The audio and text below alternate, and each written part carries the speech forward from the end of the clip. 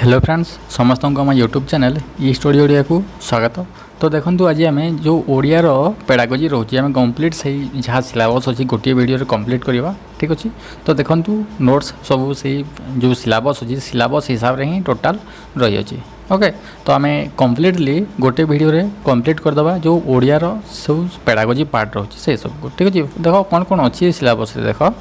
जे fast तो केतटा unit रोचे ना यूनिट देख मात्र 2टा यूनिट अच्छी आ सब यूनिट्स जाक अच्छे ठीक अच्छे 2टा यूनिट अच्छे। तो कौन कौन रोचे ना जो लर्निंग ओडिया जो अच्छे एम्स तार अच्छे एम्स एंड ऑब्जेक्टिव तापर प्रिंसिपल्स एक्विजिशन जो अच्छी आमर 4 स्किल्स रोचे तापर जो 4 स्किल्स रोचे चारि गोटे जो शिक्षण कौशल रोचे दक्षता रोचे सेटा गोटे अन्य सहित किपरि अन्य को किपर डिपेंड करता है ठीक अच्छे। अर्थात से जो इंडिपेंडेंस रूल्स रही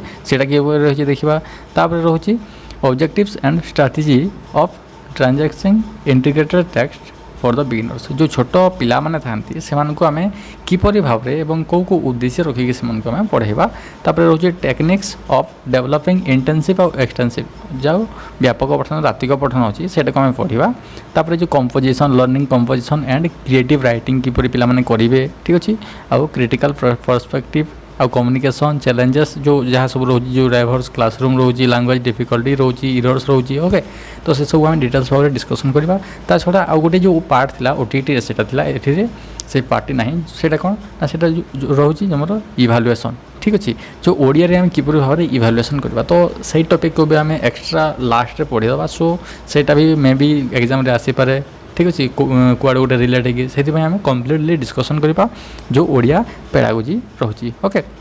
तो आम जो PC1 एवं TBW जो गाइड रही तो से आम ऑलरेडी सब्जेक्टिव बा कंटेंट क्लास कर सारी और तार ऑब्जेक्टिव्स जिते सब क्वेश्चन बनूची सेटा आम ऑलरेडी कर सारी। तो तार प्लेलिस्ट मु डिस्क्रिप्शन में दे देछि सेटा को आप क्लिक करके कंप्लीट जो पेडागोजी सीरीज रही ओडियार सेटा आप देखिपारे ठीक अच्छे। यहाँ हूँ लास्ट वीडियो ओडिया पेडागोजी को लेकिन तो वीडियोटी लास्ट पर्यंत देखते यहाँ बहुत ही यूजफुल हम जो मैंने अपकमिंग जेटी एग्जाम दौरान कि OTT एग्जाम देवाक जाती। तो जदि आपण चैनल नुआ ताले निश्चित भाव सब्सक्राइब करेंगे एवं आपण निज सांग मान सहित यहाँ शेयर करदे। तो देखो आम स्टार्टिंग करवा यूनिट 1 जो रोचे फास्ट तो देखा जो एम्स एंड ऑब्जेक्टिव यहाँ तो इंग्लीश अच्छी आम यहाँ ओडिया रे पढ़ा बुझीगला। देख कौन कौन सब रोचे प्रथम देख जे aims and objective of teaching Odia okay. यहाँ हूँ पार्ट 1 जो अच्छे। तो कौन ना प्राथमिक स्तर में मातृभाषा शिक्षार लक्ष्य और उद्देश्य तो मातृभाषा शिक्षार लक्ष्य और उद्देश्य कौन कौन सब रही देखा। तो ये जो जहाँ सब नोट्स प्रिपेयर कराई यहाँ सब OTT जो OTT जहाँ था से जेटी भी सेम रोचे सिलेबस तो ताकू बेस करके कराई जे तार लक्ष्य और उद्देश्य सब कौन कौन रही है। तो देख फास्ट जो लक्ष्य उद्देश्य जो आम देखा से 3 प्रकार रही है गोटे ज्ञानात्मक गोटे भावात्मक आ गोटे रोचे कौशलात्मक ठीक अच्छे। तो ये जो 3टा रोचे यहाँ आम जानी सब सब्जेक्ट यहाँ रही है ठीक अच्छे। और ये 3टा को भित्ति करके 3टा डोमेन को बेस करके आम कौन कर ना लर्निंग ऑब्जेक्टिव्स आम से क्रिएट कर आम कौन कौन सब एम रखा कौन कौन सब उद्देश्य रखा ठीक अच्छे। ये रोचे आम बेसिक बुझीगला। किंतु जिते क्वेश्चन आसो जे मातृभाषा शिक्षार लक्ष्य और उद्देश्य जिते आम स्थिर करुचे तो तार सब साधारण उद्देश्य कौन कौन सब रहा देखा देख तार ज्ञानात्मक उद्देश्य कौन कौन सब रोचे ओके। तो प्रथम रोचे श्रवण दक्षता तापर कथन दक्षता पठन दक्षता और लिखन दक्षता ये 4 गोटी जो दक्षता रोचे सेटा इंग्लिश पेडागोजी हो कि ओडिया पेडागोजी हो यहाँ बहुत ही इंपोर्टेंट कौन कौन ना listening speaking reading and writing ये 4टा जो अच्छी ये सिक्वेन्स अच्छी। तो ये 4टा बहुत ही इंपोर्टेंट प्राइमरी जो प्राथमिक विद्यालय स्तर में बुझेगा। तापर देख भाषार व्यवहार शिक्षा करवा ठीक अच्छे। भाषार व्यवहार कौन ना जेहेतु से यही 4 गोटी स्किल को ऑलरेडी शिखुं तो से जहाँ सब शिखिले 4 गोटी जो दक्षता अच्छे अर्थात से ठीक भाव में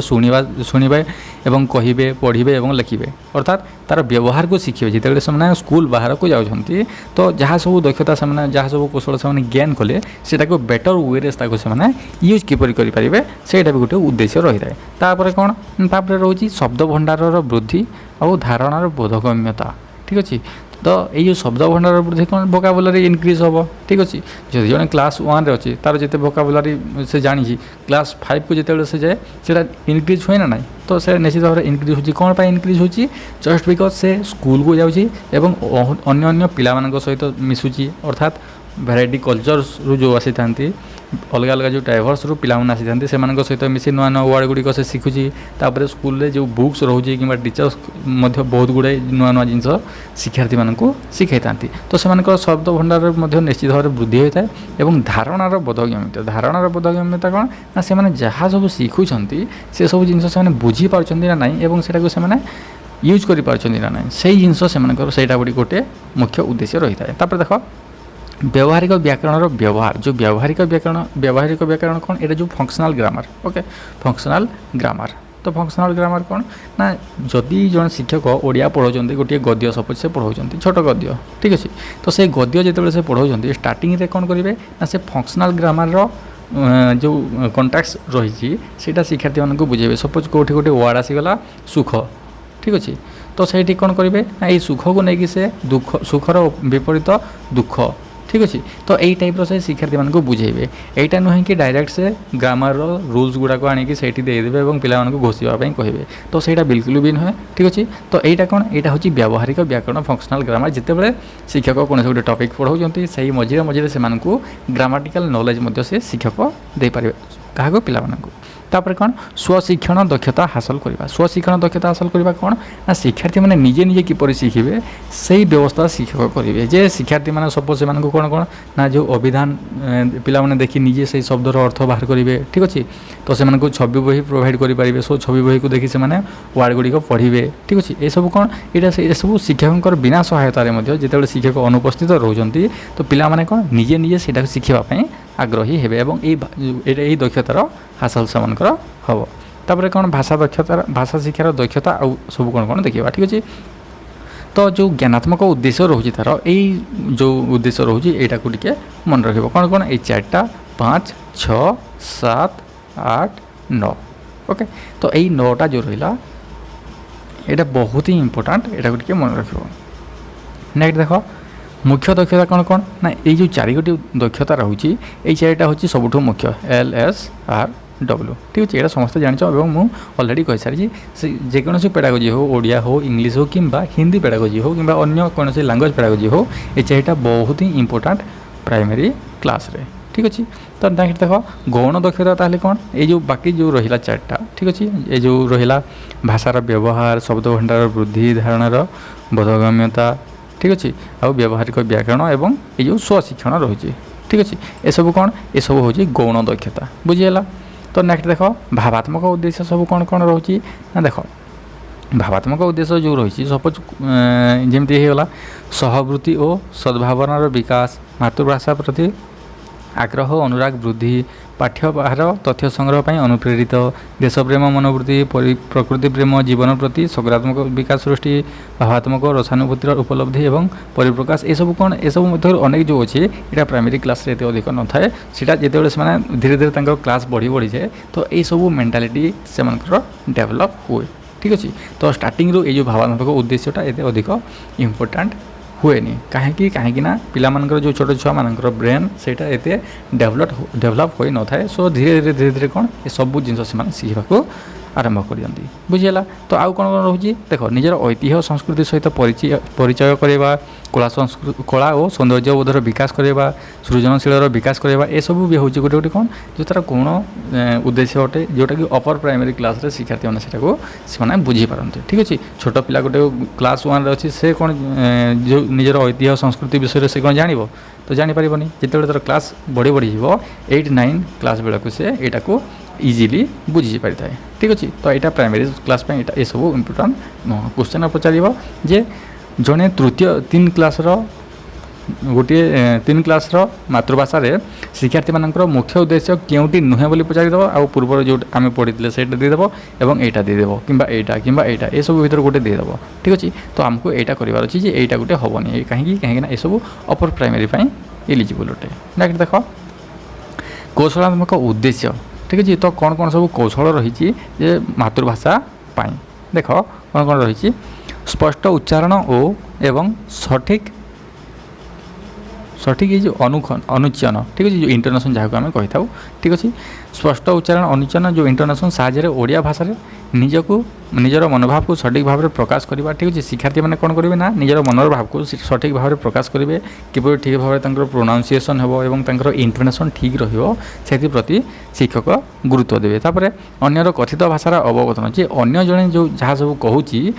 सेटा को अन्य जड़े किपर बुझे सपोज क्लास रे तो निश्चित भाव बहुत संख्यार डाइवर्स बैकग्राउंड आसते पिला माने तो समस्त लांगुएज अलग अलग भी मे भी हो पाए हाँ ना नहीं तो जड़े किपर अन्य जनकर भाषा को ठीक भाव में बुझब से शिक्षक गुरुत्व देवे आ कौन लिखित भाषार पठन पूर्वक तार अवबोधनर संपर्क हेबा ठीक अच्छे लिखित भाषार जहाँ से लिखुंट से पढ़े और से बुझे बुझिपार लिखे और जहाँ लिखाई पढ़े और जहाँ पढ़ले से बुझे तो यही सब भर जो संपर्क रोचे से जाना दरकार और शिक्षक एप्रति गुरुत्व देवे नीरव पठन द्वारा भाषा साहित्यर अवबोधन ठीक अच्छे नीरव पठन कौन हेल्प करता है ना अवबोधन कौन से गोटे टॉपिक को डिटेल्स स्टडी कर जड़े और ताकू बुझापी चेष्टा करते अर्थात बोध ज्ञान वृद्धि कौन होता है नीरव पठन होता है ठीक अच्छे यहाँ जो कौन गद्य पाठरिता अधिक होता है और रस आस्वादन करवा जो पद्य रोचे पद्य कौन होता है ना से आवृत्ति करते से रस को अर्थात सौंदर्य बोधर से विकास घटी है तो यही मेंटालिटी शिक्षार्थी मान रहा दरकार आ कौन सठिक लिखनर कौशल प्रयोग करवा जिते से क्लास धीरे धीरे इनक्रीज हो जाऊँगी तो से किपर भाव ठीक भाव में लिखिपारे से जड़े शिक्षक गुरुत्व देवा दरकार बुझीगला तो आलोचना तर्क एवं वितर्क अंशग्रहण करवा ठीक अच्छे जो सपोज शिक्षक विभिन्न ग्रुप वर्क करें ठीक अच्छे तो से सब शिक्षार्थी किपर आलोचना करेंगे से पार्टिसिपेट करेंगे से प्रति गुरुत्व देवे तापर तर्क वितर्क ठीक अच्छे सपोज कौन से गोटे डिबेट कंपटीशन कर किसी भी कर तो से किपर समस्त शिक्षार्थी मैंने पार्टिसिपेट करेंगे और निजर जो तर्क रही ठीक अच्छे जुक्ति शक्ति को से प्रकाश करेंगे से प्रति जड़े शिक्षक गुरुत्व देवा दरकार जद्वारा कौन हम ना से भाषागत कौशल विकास हम से जहाँ भावुं से कहींपारे एक्सप्रेस करेंगे और ताद्वारा अधिक से सेल्फ कॉन्फिडेंस भी इनक्रीज हो तापर से जो रही वोकाबुलारी शब्द भंडार वृद्धि हम अन्य शुणी ठीक अच्छे तो इंटरनली से बहुत डेवलपमेंट हो जाए लैंग्वेज मैटर तो से निश्चित भाव में सक्रिय अंशग्रहण करने जरूरी अटे तापर देख भाषा शिक्षार मुख्यतः 4 गोटी दक्षता रही ठीक अच्छे तो केतटा दक्षता अच्छी 4 गोटी दक्षता रही कौन कौन श्रवण कथन पठन एवं लिखन ये 4 गोटी मुख्य दक्षता रोचे कहार भाषा शिक्षण से जेकोसी भी लैंग्वेज हो लैंग्वेज लर्निंग ये 4टा बहुत ही इंपोर्टेंट तो ये जो 4 गोटी रही दक्षता बा कौशल यहाँ को आम ए डिटेल्स भाव में डिस्कसन करवा कौन कौन सब रोचे देख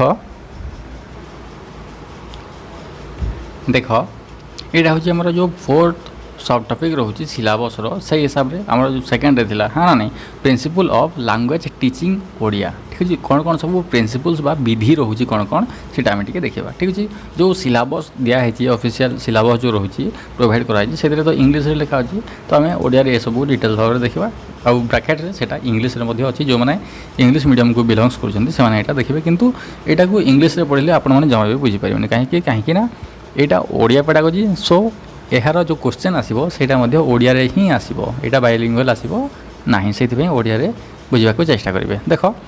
भाषा जो शिक्षण रही तार विधि सब कौन कौन देख फास्ट रोचे अभ्यास गठन बा निर्माण विधि प्रिंसिपल ऑफ हैबिट्स फॉर ठीक अच्छे तो ये अभ्यास गठन बा निर्माण विधि कौन देख शिक्षार्थी मैंने जेहेतु स्टार्टिंग से मैंने लैंग्वेज लर्न कर तो से कौन ना से अभ्यास गठन होगा दरकार कौन ना ओडिया भाषा ग्रहण ओडिया भाषा पठन से निर्माण होगा दरकार अर्थात से गोटे हैबिट्स हिसाब से बुझा दरकार जे हैबिट्स हम से ओडिया पढ़ापी बुझिपार तापर आग्रह विधि शिक्षार्थी मैंने ओडिया पढ़ापी आग्रही किपर हे से गोटे विधि रोचे उद्देश्य विधि से कौन ना पर्पज ओरिएंटेड हम तापर दैनंदिन जीवन सह योग कर विधि यहाँ गोटे मोस्ट इंपोर्टेंट पॉइंट जे से जो डेली लाइफ रे जुआड़े भी जाऊँच जहाँ सब कर जहाँ सहित मिशुंट तो से सबू जिनस यहाँ रिलेट हवा दरकार कौन ना से ओडिया जो पढ़ुं से सब जिनस कौन लाइफ रिलेटेड होगा दरकार बुझीगला तो नेक्स्ट देख प्राकृतिक प्रक्रियार विधि ओके प्राकृतिक प्रक्रियार विधि कौन कौन रोचे principle of natural process okay जे प्राकृतिक प्रक्रियार विधि से मैंने जो डेली लाइफ रे कहते हैं यहाँ जो दैनंदिन जीवन जो रोचे या सहित रिलेटेड जे जहाँ प्रकृति प्रदान करा जाइए अर्थात जहाँ सब अच्छी से सब जिनस विषय से मैंने नॉलेज गेन करेंगे तुलनात्मक विधि preparation concern in each stage with other ठीक अच्छे तो जमीती कि सपोज से जो आम 4 स्टेज दि जाइए ठीक अच्छे पियाज देते तो से हिसाब से देखा कि अन्य हिसाब से जो देखा जो आम स्टेज रोचे जमीती कि प्रथम रोचे कौन शैशवावस्था ठीक अच्छे तापर रोचे बाल्यावस्था यहीटा को प्री आउ लेटर रे डिवाइड करा जाइए तो प्री चाइल्डहुड रे से जहाँ सब शिखुंट लेटर चाइल्डहुड रे जहाँ सब से शिखुंट से सब जिनस को से कोरिलेट करेंगे जे से जहाँ सब आगु शिखी नुआ नुआ कौन सब जिन शिखुंट जहाँ से शैशव अवस्था शिखी तो से नुआ जिन कौन कौन शिखुंट से सब कौन से तुलना करेंगे जे मुझे जानी यहाँ न्यूज से गेन कला बुझेगा तो ये सब आइडिया से रहा दरकार तापर प्रेरणार विधि अर्थात मोटिवेशन विधि रोचे तापर चयन और वर्गीकरण से माने सिलेक्शन क्लासिफिकेशन ग्रेडेशन ये सब जिन से जानवे principle of accuracy regular practice ये सब जिन से शिखे धीरे धीरे भाषा मध्यम तापर रोचे नोन टू अननोन ठीक अच्छे भाषा किपर होगा दरकार ना ज्ञात रु अज्ञात आड़ को सेटा रहा दरकार आउ कौन सरल रु जटिल यहाँ समस्ते जान मूर्त रु अमूर्त ये 3टा बहुत ही इंपोर्टेंट ठीक अच्छे जो प्राइमरी क्लास में जेकोसी भी टॉपिक पढ़ाऊे जेकोसी सब्जेक्ट पढ़ाऊे से सब यही 3टा को बेस करके हम कौन कौन known to unknown simple to complex आउ कंक्रीट टू एब्स्ट्रैक्ट ठीक अच्छे मूर्त रु अमूर्त कौन ना से जहाँ सब जिन देखुं ठीक अच्छे जहाँ सब जिन देखुं से सब जिन से प्रथम कह धीरे धीरे कौन से कौन से गोटे जिन को न देखले से भावना से कैच करेंगे और से बुझीपारे से हूँ अमूर्त ठीक अच्छे जहाँ अच्छी से मूर्त जहाँ ना से भावना से रहा हूँ अमूर्त एब्स्ट्रैक्ट थिंकिंग जहाँ कही था बुझीगला तापर देख acquisition of 4-fold language skills in Odia ठीक अच्छे जो चार गोटी जो स्किल्स रोचे कौशल रोचे तो से किपर ग्रहण कराए देख किपर आहरण कराए भाषा शिक्षार मौलिक दक्षता कौन कौन ना LSRW listening speaking reading and writing ठीक अच्छे फास्ट ये 2टा होता है जो प्राइमरी क्लास रे ठीक अच्छे प्राइमरी किंबा प्री प्राइमरी बोली आम कहीपर जो अंगनवाड़ी जो कार्यक्रम चली से आम क्या अधिक गुरुत्व दे था ना श्रवण एवं कथन को आम अधिक गुरुत्व दे था और तापर क्या ना पठन एवं लिखन ये 2टा को आम गुरुत्व दे था ठीक अच्छे डिटेल्स भाव में आगे देखा देख श्रवण एवं पठन जो रोचे शुणा एवं पढ़ा तो यहाँ कौन यहीटा हूँ निष्क्रिय प्रक्रिया बा पैसिव एक्टिविटी बोली आम कही था और यहीटा हूँ रिसेप्टिव स्किल बुझीपार रिसेप्टिव स्किल कौन ना यहाँ को आम ग्रहण कर कौन से गोटे जिनस को रिसीव कर से रिसेप्टिव स्किल जमीती कि जड़े सपोज कहूँ कहले कौन से प्रोडक्ट करुचे अर्थात किसी गोटे प्रोड्यूस करुचे तो आम शुणुचे अर्थात कौन रिसीव करुचे पढ़ा द्वारा भी कौन हो ना पढ़ुचे अर्थात माइंड को आम इनपुट हो कौन से गोटे जिनस तो सहीटा भी हम रिसेप्टिव स्किल ओके आउ ये पैसिव कौन ना जड़े चुप होगी बसिकी से ये 2टा जिन को से कर शुणी भी पार्छ बसिकी पढ़ी भी पार्छ बसिकी ठीक अच्छे अर्थात से साइलेंट अच्छी से आम यहाँ पैसिव एक्टिविटी बोली कहीपर बा निष्क्रिय प्रक्रिया बोली आम यहाँ कहीपर किंतु बाकी जो 2टा रहा कौन कौन ना स्पीकिंग आउ राइटिंग अर्थात कथन एवं लिखन तो कथन रे कौन आमर पार्टी चलो अर्थात आम एक्टिव हेले हाँ ना नहीं लिखन रे कौन आमर हाथ चलो अंगुली चलो से आम एक्टिव हेले अर्थात कौन यहीटा जब निष्क्रिय प्रक्रिया हो तो यहाँ कौन हम सक्रिय प्रक्रिया हम ठीक अच्छे यहाँ नोट डाउन करके रख आगे आम डिस्कसन करवा तो ये 2टा कौन ये 2टा हूँ रिसेप्टिव स्किल बा निष्क्रिय प्रक्रिया ठीक अच्छे तो यहाँ को डिटेल्स भाव जब आम देखा श्रवण कौन ना जड़े कहूँ आउ जड़े शुणुची बहुत ही इजी जे सेमिति पठन स्टोरीटे पठन कौन स्टोरीटे मन मन पढ़ुंट से प्रोसेस रे किसी इंटरेस्ट होची तेणु यहाँ पैसिव एक्टिविटी कहुए ठीक है जब जड़े पढ़ुची मन मन पढ़ुची सपोज तो तथा इनपुट हो गोटे जिनस माइंड को तो से कौन ना जेहेतु से साइलेंटली पढ़ी पार्टी को पैसिव एक्टिविटी बोली कहीपर आम आउ रिसेप्टिव स्किल अटे बुझेगा तो यहाँ मन रहा रिसेप्टिव स्किल कौन एगेन देखी दूसरी देख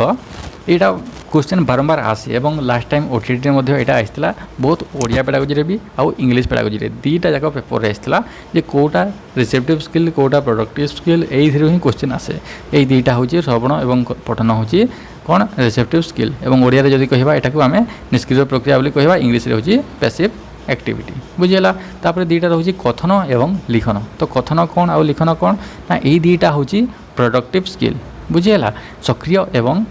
एक्टिव एक्टिविटी आम यहाँ कहीपर कहीं ना मुझे कहली ये आम अंगुलीर व्यवहार करें ये आम पार्टीर व्यवहार करें ठीक अच्छे पार्टी जीवदांत यूर व्यवहार करें से यहाँ कौन यहाँ हूँ प्रोडक्टिव स्किल आम किसी प्रोड्यूस करुचे ठीक अच्छे से आइदर को लेटर्स कि प्रिंटर फॉर्म हो कि कथन आम मुख साहाय्य आम गोटे साउंड क्रिएट हो से यहाँ कौन यहाँ हो प्रोडक्टिव स्किल तो यही दीटा को मन रख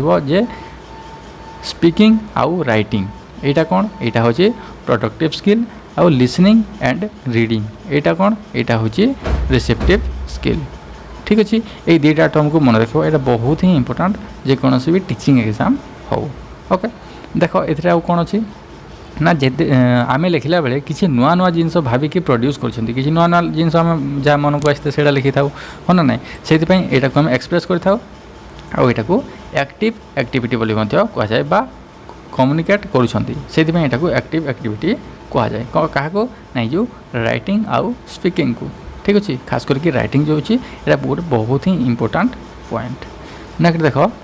फॉर लैंग्वेज स्किल प्राथमिक और उच्च प्राथमिक स्तर में जो चारिगोटी स्किल रही तार कौन कौन सब इम्पोर्टान्स रही है आम किभली से गुरुत्व अधिक देवा देख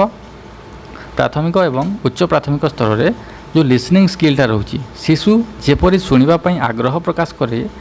सेपरी परिवेश सृष्टि करवा अर्थात कौन शिक्षक ये गुरुत्व देवा दरकार जे शिक्षार्थी बा शिशु माने किपरी बा कौन से शुणा को पसंद कर कौथे बेसी अटेंटिव रोचंती तो सही हिसाब से शिक्षक सेमती गोटे शिक्षणीय परिवेश सृष्टि करेंगे जो द्वारा शिक्षार्थी मानकर जो लिसनिंग एबिलिटी रोचे से डेभलप हम और से आग्रह प्रकाश करेंगे अन्य कौन से जिन शिखापी ओके तो यहाँ को जन शिक्षक निश्चित भाव गुरुत्व देवार कथा दरकार तापर रोचे से किसी जिनिस शुणिले कम्युनिकेट करिवो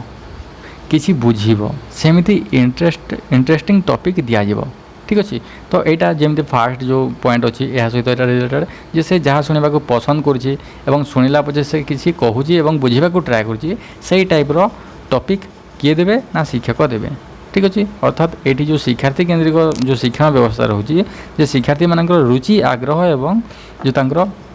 इंटरेस्ट अच्छी से हिसाब से शिक्षक कौन देवे ना से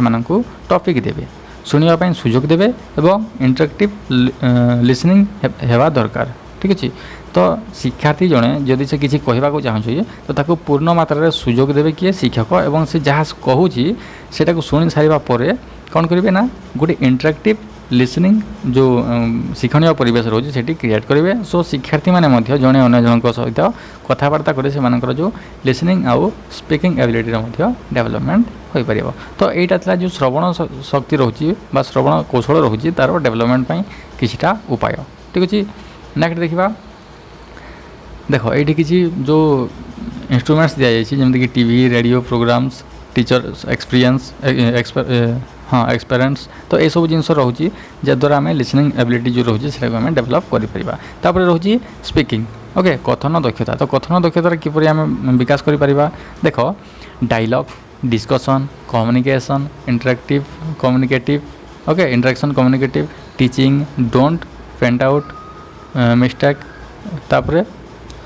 फीडबैक ठीक अच्छे तो ये सब जिनस जो रोचे यहाँ बहुत ही इंपोर्टेंट कथन दक्षतार विकास जमीक कि डायलॉग रे कौन हुए ना आम शिक्षार्थी मानक किसी डायलॉग दौचे ओके जमी गोटे रोल प्ले से करेंगे दुई जन कि 3 जन कि 4 जन को आम रोल प्ले करोचे तो जड़े कहूँ आ जड़े शुणुचे तो ताद्वारा कौन हम ना दुईटा जाक कथन और श्रवण दक्षतार विकास हो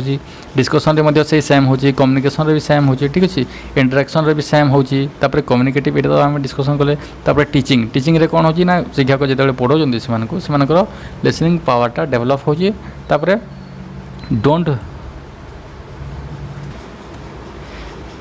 डोंट पॉइंट आउट मिस्टेक्स अर्थात कौन ना जिते बड़े गोटे शिक्षार्थी किसी कहूँ ठीक अच्छे तो सडनली जड़े कहूँ गोटे शिक्षार्थी किसी कहवाक जाऊँगी तो सडनली टीचर्स हूँ कि अन्य कौन स्टूडेंट जमी मझे तार मिस्टेक को न धरिबे से शिक्षक गुरुत्व देवा दरकार से फास्ट कहि सारिबो तापर आमे धीरे धीरे तार जो मिस्टेक्स रोचे सेटा को आमे अन्य वे रे ताकू तार सॉल्यूशन करबा ठीक अछि एटा होची कोन ना डोंट पॉइंट आउट मिस्टेक तो एटा होची गोटे तार रूल्स तापर फीडबैक ठीक अच्छे फीडबैक कौन ना जड़े किसी गोटे कहूँ कि कही सारापर ताकू निश्चित भाव में टीचर्स ताकू फीडबैक देवे जो द्वारा से कौन हम मोटिवेट हम नेक्स्ट टाइम से कहवाई कि आगू आहरी किसी कहवाई तो यहाँ गला लिसनिंग आउ स्पीकिंग तापर रोचे रीडिंग ओके तो पठन दक्षतार विकास किपरि हम कौन हम से देखा शिक्षकों कार्य कौन सब रोचे केते टाइप्र पठन रोचे तो फास्ट देख विषय वस्तु को बुझा एवं शब्द भंडार वृद्धि यहाँ गोटे उद्देश्य आम फास्ट डिस्कसन करते जे शिक्षार्थी किपरि भाव में कौन गोटे विषय वस्तु को बुझीपारे ओके आउ तार शब्द भंडार भोकाबुलारी जो रोचे भोकाब्सर इनक्रिज हम से शिक्षक निश्चित भाव में गुरुत्व देवा दरकार आउ गभीर पठन जो इंटेंसिव रीडिंग रोचे यहाँ इंग्लिश पेडागोजी समस्ते पढ़ी थे जे यहाँ को गभीर पठन बोली कहुए ठीक अच्छे डिटेल्स पढ़ा जाए ठीक अच्छे डिटेल्स भाव में कौन गोटे जो पैसेज तार आंसर देवाई शिक्षार्थी मैंने पढ़ी था डिटेल्स भाव में सेटा हूँ इंटेंसिव रीडिंग तापर द्रुत पठन यहाँ हूँ एक्सटेंसिव रीडिंग तो एक्सटेंसिव रीडिंग कौन ना स्पीड भाव में आम पढ़ते जमी गोटे नोवेल्स हो गला ओके फ्री टाइम रे जहाँ को आम पढ़ी था बड़ बड़ सपोज बहुत बड़ गोटे गप अच्छी से आम कौन करता ना ओभरलुक जहाँ को आम कही था तो तार मेन मेन पार्ट जो अच्छी से जस्ट आम पढ़ी पढ़ी पढ़ी पढ़ी अर्थात स्पीड पढ़ी था तो सहीटा से डेभलप करवा दरकार जहाँद्वारा से एक्सट्रा इनफर्मेशन से जानीपर आउ गोटे रोचे स्कैनिंग आउ स्किमिंग स्कैनिंग कौन ना स्कैनिंग जो होची कौन से गोटे निर्दिष्ट पॉइंट को बाहर करने स्कैनिंग जो उपाय होची सेटा को यूज करा जाए यहाँ प्रायतः ओडिया रे एते यूज हुएनी तापर रोचे स्किमिंग स्किमिंग कौन ना समरी खोजापी कि हेडिंग देखिकी तार समरी बाहर करने यहाँ यूज करा जाए तो ओडिया पेडागोजी जिते आम पढ़ुचे ये जो स्कैनिंग और स्किमिंग एते यूजफुल हो न था किंतु इंग्लिश पेडागोजी जिते आम डिटेल्स भाव में डिस्कसन करवा से पढ़ा जे स्कैनिंग कौन स्किमिंग कौन तार डिटेल्स स्टडी करवा तार एग्जाम्पल्स सहित एवं इंग्लिश पेडागोजी तार इंपोर्टेंस कौन कौन सब रोचे आम से देखा ठीक अच्छे यहाँ जस्ट फॉर कॉमन इनफॉरमेशन ये ऐड कराई ओडिया पेडागोजी किंतु ये जो इंटेंसिव और एक्सटेंसिव यहाँ बहुत ही इंपोर्टेंट यहाँ आम आग को आहरी डिस्कसन करवा एठारे टीचर्स भूमिका रही जो पठन समय शिक्षक कि कौ टाइप्र रीडिंग से करेंगे कौ टाइम शिक्षक से डिसाइड करेंगे ठीक अच्छे तो तापर देख साइलेंट रीडिंग जो नीरव पठन रही है मुझे आगर कही सारी कि नीरव पठन में कौन हुए ना जो बोधगम्यतार जो लेवलटा हायर रही है अर्थात से बहुत गुड़े जिनस को कम टाइम भितर से बुझी पारि था जिते नीरव हो पढ़ती जोटा आम साइलेंट रीडिंग कही था ठीक अच्छे तापर रोचे लाउड रीडिंग बा लाउड रीडिंग जोर पार्टी करी पढ़ा जोर पार्टी करी पढ़ा द्वारा कौन हम ना से प्रोनाउंसिएशन जो रोचे से बेटर हम ठीक अच्छे शुद्ध उच्चारण से कर सहायक होता है कौन ये जो जोर रे पार्टी करेंगे पढ़ा द्वारा जोर जिते से पार्टी करी पढ़ुची तार प्रोनाउंसिएशन तो बेटर होची जदि तार किसी मिस्टेक होची तो शिक्षक करेक्शन करेंगे ओके तो यहाँ भी बहुत इंपोर्टेंट रोल प्ले करता है जो रीडिंग रे तापर देख लिखन राइटिंग राइटिंग कौन ना कॉपिंग टेक्स्ट ओके जमी हस्ताक्षर लिखन जहाँ आम कही शुद्ध लिखन रही ठीक अच्छे शुद्ध लिखन श्रुत लिखन ओके सारांश लिखन फिल इन द ब्लैंक्स रचना पत्र लिखन ये सब कौन ये सब रोचे आमर जो राइटिंग स्किल बा लिखन कौशल ये सब जाए ये सब जिनस शिक्षक करेंगे क्लासरूम रे सो से जो लिखन दक्षता बा लिखन कौशल गुरुत्व रहिबो यही चारोटी दक्षतार समान गुरुत्व रहिबो एवं डेवलपमेंट हेबो एवं ताहा किपरि डेवलपमेंट हेबो ताहा शिक्षक ध्यान देवा उचित ओके तो ये जो चारिगोटी कौन रहिला कौशल रहा यहाँ किपरि भाव में डेभलप हो तो यहाँ शिक्षक निश्चित भाव में गुरुत्व देवा दरकार ओके वीडियो जब भल लगे निश्चित भाव में चैनल को सब्सक्राइब करूँ ये जो नोट्स मु पढ़ाऊँ बर्तमान यहाँ को मुझे टेलीग्राम चैनल में शेयर करदेवी जदि आपण मैंने नोट्स निजे प्रिपेयर कर तो आहरी भल कथा ओके तो देख next objective and strategy of integrated text for the beginners तो प्राथमिक स्तर में जो समन्वित पाठ्यपुस्तक रही ओके इंडिकेटर टेक्स्ट रोचे टेक्स्ट बुक रोचे तो तार उद्देश्यटा कौन आम जाने क्लास 1 एवं 2 रे आमर बही रही है कौन कौन हस खेल हस खुशी बुझीगला तो जिते 3 क्लास को जिते आम जाइए 3टा बही रही है गोटे हूँ साहित्य ठीक अच्छे आ गोटे रोचे गणित आ गोटे रोचे जना अजना ओके तो यही जो बुक रोचे ଏଇଟା କ'ଣ ସମନ୍ୱିତ ଭାବରେ ରହିଥାଏ। ଯେଉଁ ଜଣାରେ କ'ଣ କ'ଣ ଥାଏ ଏଥିରେ ଜିଓଗ୍ରାଫି ଥାଏ, ହିଷ୍ଟ୍ରି ଥାଏ, ପଲିଟି ଥାଏ, ଠିକ୍ ଅଛି। ଏଇ ଯେଉଁ ପରିବେଶ ଶିକ୍ଷା ହିସାବରେ ଆମେ ଏଟାକୁ ଗ୍ରହଣ କରିଥାଉ, ସବୁ ମିକ୍ସ ହେଇକି ଏଥିରେ ଟିକେ ଟିକେ ଥାଏ ଏବଂ ତା'ର ନାଁ ଥାଏ ଜଣା ଅଜଣା। ବୁଝିହେଲା। ତ এইটা ବି ଇଣ୍ଟିଗ୍ରେଟ୍ କରାଯାଇଛି। ଖାସ୍ କରିକି ଆମେ କ୍ଲାସ୍ 1 ଏବଂ 2 ହିସାବରେ ଆମେ ଏଟାକୁ ଦେଖିବା ଯେ ଓପେପା ଯେଉଁ ରହୁଛି ବର୍ତ୍ତମାନ ତା'ର ନାଁଟା ଚେଞ୍ଜ ହେଇକି ଓସେପା ହେଇଯାଇଛି। ଓକେ, ଏଟାକୁ ଟିକେ ଧ୍ୟାନ ଦେବେ। ତ ଓସେପା ଯେଉଁ କ'ଣ ସେ ବୁକ୍ସକୁ ପ୍ରିପେୟାର କରିଥାଏ। ଓକେ, ପ୍ରାଥମିକ ସ୍ତରରେ ଶିଶୁମାନଙ୍କର ଜ୍ଞାନାତ୍ମକ, ଭାବାତ୍ମକ ଏବଂ କୌଶଳାତ୍ମକ ପରିସର ବା ଉନ୍ନତି ବା ବିକାଶ ପାଇଁ ପ୍ରାଧାନ୍ୟ ଦେଇଥାଏ ଏବଂ ତା'ର ଯେଉଁ ମୁଖ୍ୟ ଚାରିଗୋଟି ଦକ୍ଷତା ରହୁଛି ସେଟାକୁ ସେ ଗୁରୁତ୍ୱ ପ୍ରଦାନ କରିଥାଏ। ପ୍ଲେୱେ ମେଥଡ଼, ଆକ୍ଟିଭିଟି ଥ୍ରୋରେ पढ़ा जाए। ओके, ये जो दुईटा मेथड रोचे यहाँ कौन ना क्लास 1 2 अर्थात प्राइमरी जो क्लास रोचे से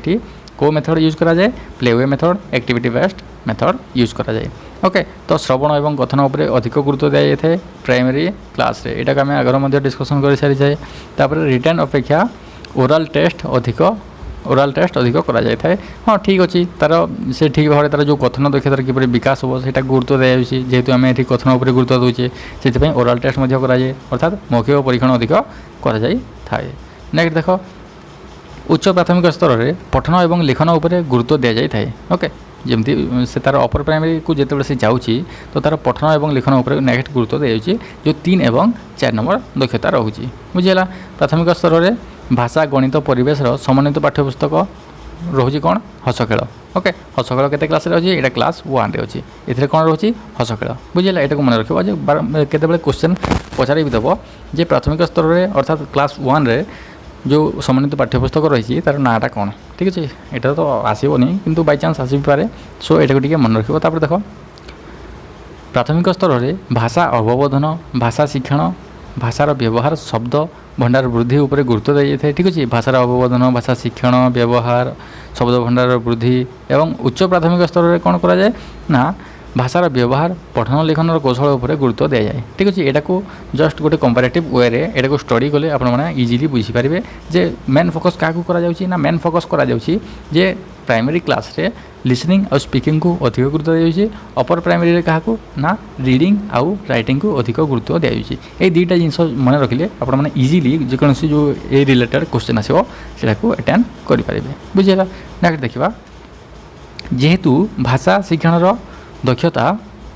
क्रमान्वय रही है, जेहेतु भाषा शिक्षण जो रोचे तार दक्षता गुड़ी क्रमान्वय रही है। क्रमान्वय किपर listening, okay, speaking, reading, writing, तो ये सब भी क्रमान्वय जमती रही है। एवं प्राथमिक स्तर में शिशुर सर्वांगीन उन्नति श्रवण और कथन दक्षतार विकास उपर प्राधान्य दि जाए। से जो प्रथम जो दुईटी दक्षता रोचे सेटा को गुरुत्व दि जाए कौटी ना प्राथमिक स्तर में। बुझीपार यहाँ अधिक बुझेगा भाई किसी जिनस ना, बहुत ही इजी सब रोचे। समन्वित पाठ्यपुस्तक शिशुर सर्वांगीन उन्नति में साहाय्य करता है एवं शिशु को प्राकृतिक परिवेश सहित समयोजन करिबारे साहाय्य करता है। तो यही पॉइंट को टिके ठीक भाव में ध्यान दियो। ओके, तो कौन कौन देखिए देख, तो ये समन्वित पाठ्यपुस्तक रोचे कौन हस खेल।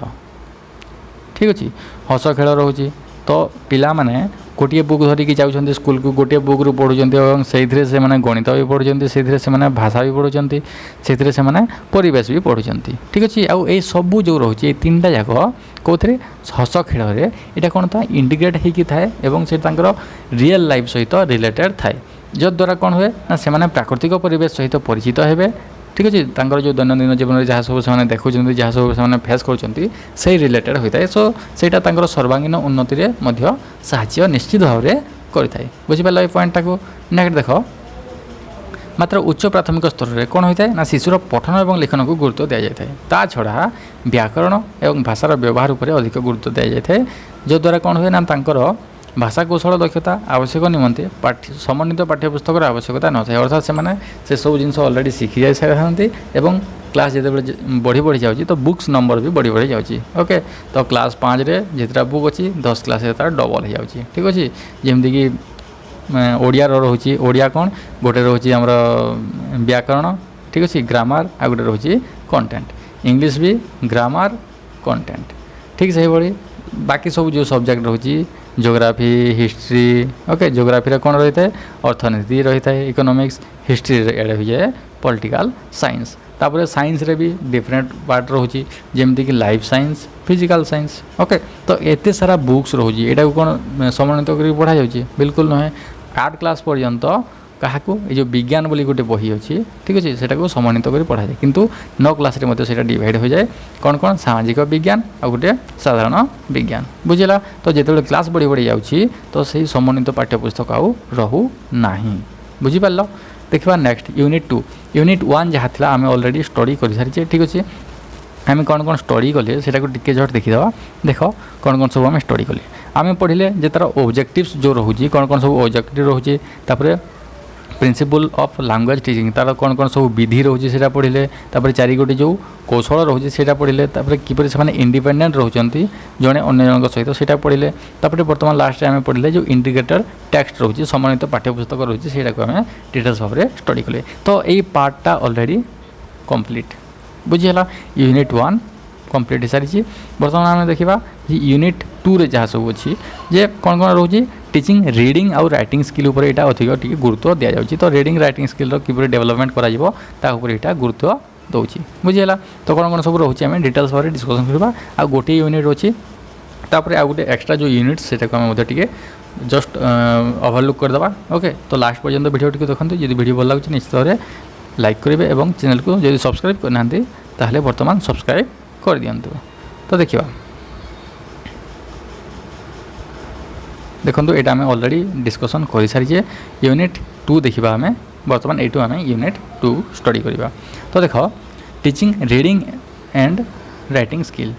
तो टेक्निक्स फॉर डेवलपिंग इंटेंसिव और एक्सटेंसिव रीडिंग तो इंटेंसिव और एक्सटेंसिव रीडिंग कौन देख जो इंटेंसिव रीडिंग होची गभीर पठन एक्सटेंसिव रीडिंग होची द्रुत पठन अर्थात यहाँ को जब आ गए वे देखा ये जो इंटेंसिव रीडिंग होची एटा को मन रख तात्विक पठन ठीक अच्छे आउ एक्सटेंसिव रीडिंग कौन यहाँ हूँ व्यापक पठन जोटा को आम डिटेल्स भाव में स्टडी करते कंटेंट पार्ट रे आम सब्जेक्टिव माराथन क्लास रे कौन ओडिया पेडागोजी PC1 जो आम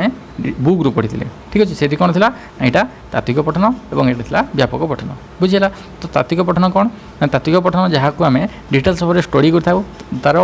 बोधज्ञान अर्थात तार अंडरस्टांडिंग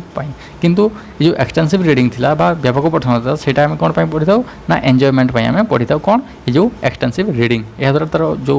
शिक्षार्थी मान पढ़ा शैली में परिवर्तन आसते से स्पीड पढ़ा शिखी था ठीक अच्छे तर जो रीडिंग स्किल से डेभलप हुए भोकाबुलारी जो रोचे से डेभलप हम ठीक अच्छे तो यही दुईटा रोचे आम दुई प्रकार रीडिंग तो भाषा शिक्षण दक्षता जो रोचे से 9टा रोचे आम टे देखीदा मुख्य दक्षता यहाँ आम पढ़ीचे ठीक अच्छे 4टा जो रोचे धारण बोधगम्यता व्यवहारिक व्याकरण शब्द भंडार वृद्धि स्वशिक्षण भाषार व्यवहार यही 9टा जो रोचे मुख्य दक्षता केतरा 9टा रोचे प्राइमरी स्कूल पिलांपर बुझीगला तो यहाँ को मन रखिए आम डिस्कसन ऑलरेडी कर सारी तो तापर आउ थे देखा बर्तमान जो आम देखिले ये रीडिंग आउ राइटिंग स्किल यहाँ को आम अधिक टे गुरुत्व देवा तो रीडिंग स्किलटा कौन देख पठन दक्षता ओके तो देख कौन रोची पठन प्रस्तुति दक्षता तो ये जो पठन प्रस्तुतिर दक्षता कौन शब्द को बुझीबा प्रत्येक शब्द मध्य किसी अर्थ अनुबंधित होता है जहाँ आम इनकोड कर शब्द मध्य अनुबंधित अर्थमोचन करवा डिकोड कर ठीक अच्छे तो ये जो ओडिया वर्ड गुड़ाक टिके क्या अड़ लगू थाईपे जो मैंने इंग्लिश मीडियम को बिलंग्स कर जो मैंने ऑलवेज इंग्लिश मीडियम रे क्लास कर कि बुक्स रू पढ़ुं तो यहाँ को ट्राए करूँ बुझापी से इंग्लिश टे लिखाई एनकोड रेकर्ड ओके जमीक प्रत्येक शब्द मध्य कौन रही है ना गोटे किसी अर्थ रही है सबू शब्दर अर्थ जड़े जान यार किसी माने न थाए आउ खास करके आम प्राइमरी स्कूल को पढ़ाई जाऊे तो से वार्डर अर्थ को कौन आम जो एनकोड रही है एनकोड करके जड़े जिते शुणुची से कौन कर डिकोड कर तो ये एनकोड आउ डिकोड रोचे तो या भितर जो जिनसटा हो कौन से हूँ पठन बुझेगा वार्ड रिकग्निशन शब्द चिन्हट दक्षता पिला रहा दरकार अवबोधन दक्षता रहा दरकार ओके पिलामानकर पठन प्रक्रिया जो रीडिंग प्रोसेस रोची कौन कौन सब रोची देख रीडिंग प्रोसेस कौन ना उभय शारीरिक और मानसिक प्रक्रिया ठीक अच्छे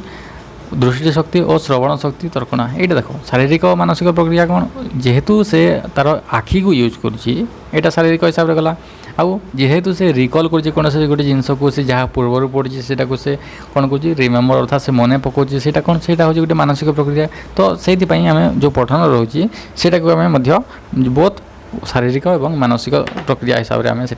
एक्सेप्ट करें तो दृष्टि शक्ति को यूज कर श्रवण शक्ति तर्कणा मूल्यांकन कल्पना प्रयोग समस्या समाधान ये सब जो रोचे पठन द्वारा ये सब डेवलपमेंट होता है बुझीगला तापर देख पठन एक उभय शारीरिक और मानसिक प्रक्रिया आम अलरेडी डिस्कसन कर सारी जे पठन में कौन कौन सब प्रतिबंधक रोचे कौन कौन सब तार डिमेरिट्स बा ऑब्स्टेकल्स रोचे से देखा कौन कौन प्रतिबंधक ना शारीरिक स्वास्थ्य जदि जनकर शारीरिक स्वास्थ्य ठीक ना तो शारीरिक स्वास्थ्य पठन में कौन तार जो आयुष्मान ठीक अच्छे जदि से ठीक भाव में देखिपार ना आए प्रोब्लेम ठीक अच्छे जदि से ठीक भाव में देखिपार ना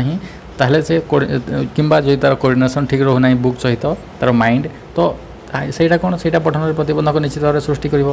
ଓକେ ତ ମାନସିକ ସ୍ୱାସ୍ଥ୍ୟ କ'ଣ ନା ଯଦି ଜଣେ ତାର ଯଦି ମେଣ୍ଟାଲ କଣ୍ଡିସନ୍ ଠିକ୍ ନାହିଁ ତ ସେ ପଢ଼ିବା ପାଇଁ ଇଚ୍ଛା ପ୍ରକାଶ କରିପାରିବ ନାହିଁ ଓକେ ତ ଏଇ ଯେଉଁ ଶାରୀରିକ ଏବଂ ମାନସିକ ସ୍ୱାସ୍ଥ୍ୟ ଏଇଟା ବହୁତ ଗୋଟେ ବଡ଼ ଅବଷ୍ଟାକଲ୍ସ ପଠନର ପ୍ରତିବନ୍ଧକ ଓକେ ସ୍ୱଳ୍ପ ଓ ବୋଧଶକ୍ତି ଭାଷା ଜ୍ଞାନ ଠିକ୍ ଅଛି तो जार बोधशक्ति स्वल्प रही है से प्रोब्लेम रही है तापर कौन दृष्टि और श्रवण दोष जार दृष्टि शक्ति ठीक भाव में रहूना तो निश्चित भाव में यहाँ भी गोटे प्रोब्लेम जदि से तार दृष्टि शक्ति ठीक ना जदि से देखी पारना ताल किपर से पढ़ आ श्रवण कौन ना जदि जड़े पढ़ुची से कौन से गोटे जिनस को जार श्रवण दोष ठीक अच्छे श्रवण बाधकता जो पाने अच्छा से कौन से शुणी पारे तो यहाँ भी गोटे ऑब्स्टेकल्स जीवतापर आवश्यक अनुभूतिर स्वल्पता ठीक अच्छे तो से जो अनुभूति रोचे जहाँ से रीड कर जहाँ से पढ़ुं जहाँ से पढ़े से रिलेटेड तर अनुभूति रोचे ना ना से भी गोटे से भी डिपेंड करता पठनर तार पठन दक्षता उपर जदि से अनुभूति रिलेटेड ना तो पाने इंटरेस्टेड हे ना पढ़ापी ओके तापर रोचे लक्ष्यहीन आउ अनाग्रह पठन लक्ष्यहीन अर्थात से कौन पाई पढ़ुंट से जिन जदि से जानवे एमती ही पढ़े तो सेटा कौन हम ना आग्रह प्रकाश हम ना पाकर सेटा कौन हो अनाग्रह पठन में पड़ तो यही सब थिला कि ऑब्स्टेकल्स जे रीडिंग रे कौन कौन सब ऑब्स्टेकल्स रोचे तार कौन कौन सब प्रोब्लेम्स रोचे जड़े टीचर तो ये सब को बेस करके टीचर्स यहाँ चैलेंज भाव में नहीं आग को पढ़ाई ट्राए करेंगे तापर देख पठनर प्रकार भेद कौन कौन सब पठन रोचे देख फास्ट तो देख लाउड रीडिंग रोचे ठीक अच्छे लाउड रीडिंग बा सरव पठन अर्थात पिला माने समस्ते मिसिकी कि से केते जण मिसिकी कौन से गोटे टॉपिक बा गोटे पद्य को से आवृत्ति करा हूँ सरव पठन ओके तापर नीरव पठन कौन यहाँ शिक्षार्थी निजे ओके शिक्षार्थी निजे यहाँ रीड कर यह द्वारा जो नीरव पठन में कौन हुए ना तार बोधगम्यतार विकास अधिक होता है तापर इंटेंसिव रीडिंग जोटा आम ऑलरेडी डिस्कसन कर सारे ठीक अच्छे डिटेल्स भाव में स्टडी करवा द्रुत पठन कौन ना स्टोरी नोवेल्स ये सब एंजॉयमेंट स्टडी करवा एक्सटेंसिव रीडिंग गोटे बुझीगला तापर देख पठन शिक्षादान पद्धति कौन कौन सब रोचे अर्थात हाउ टू स्किल डेभलप्स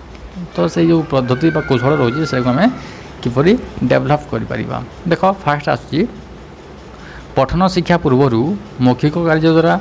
प्राक अनुभूति प्रदान करवा ठीक अच्छे जे से कौन ना पढ़ाइबा पूर्वर से मौखिक कार्यक्रम से किसी देवा जो द्वारा से इंटरेस्टेड हेबे एवं उपयुक्त पठन पद्धति